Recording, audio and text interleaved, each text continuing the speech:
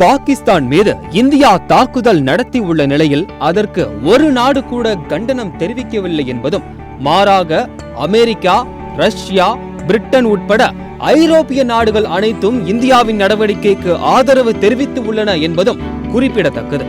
அதே நேரத்தில் பாகிஸ்தானின் நட்பு நாடுகள் மற்றும் இஸ்லாமிய நாடுகள் உள்ளிட்ட எந்த நாடும் பாகிஸ்தானுக்கு ஆதரவு தெரிவிக்கவில்லை என்பது பாகிஸ்தான் தன்னந்தனியாக நிற்பதையே வெளிச்சத்திற்கு கொண்டு வந்துள்ளது.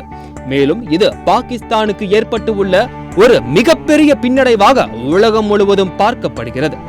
சீனாவும் நாங்கள் தீவிரவாதத்திற்கு எந்தவிதமான ஆதரவும் தரமாட்டோம் என தெள்ளத் தெளிவாக தெரிவித்து இருந்த நிலையில் ஒரு சில மணி நேரங்களுக்கு முன் பாகிஸ்தானிலிருந்து இந்தியாவை தாக்க வந்த ஏவுகணை சீனாவில் தயாரிக்கப்பட்டது என்ற தகவல் சற்று அதிர்ச்சி அளிப்பதாகவே உள்ளது.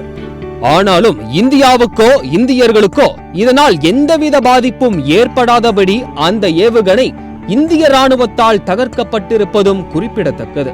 இந்த நிலையில் அரபு நாடுகள் உட்பட எந்த இஸ்லாமிய நாடும் பாகிஸ்தானுக்கு நிபந்தனையற்ற ஆதரவை தெரிவிக்கவில்லை என்பதும் தற்போது முக்கியமாக கவனிக்கப்பட வேண்டியதாய் உள்ளது. இதனிடையே இந்தியாவின் தாக்குதலுக்கு பிறகு பாகிஸ்தான் பங்குச்சந்தை சுமார் 6200 புள்ளிகள் சரிந்து கடும் வீழ்ச்சியை சந்தித்து கவலைகரமாகி உள்ளது. தீவிரவாதத்திற்கு துணை போன காரணத்தினால் தற்போது பாகிஸ்தான் சர்வதேச அரங்கில் தனிமைப்படுத்தப்பட்டிருப்பதாலும் பாகிஸ்தானிலிருந்து இந்தியாவின் பஞ்சாபை குறிவைத்து ஏவப்பட்டு உள்ள ஏவுகணை சீனாவின் நிலைப்பாட்டில் சந்தேகத்தை கிளப்புவதோடு சர்வதேச அரங்கில் ஒருவித பரபரப்பை பற்ற வைத்து உள்ளது.